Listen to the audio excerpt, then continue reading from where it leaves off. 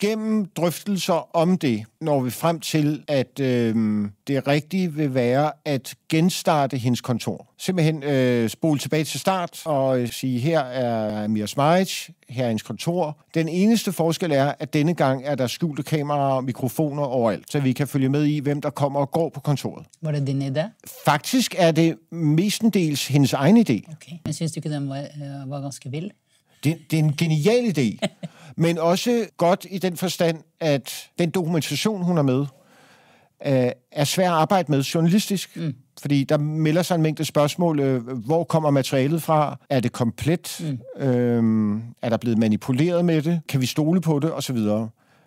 Så det er meget mere opbyggeligt og sundt at genåbne hendes kontor, og så følge med på sidelinjen, når hun begynder at samvirke med kriminelle og folk, der er ude på at bedrive svindel på den ene eller anden måde.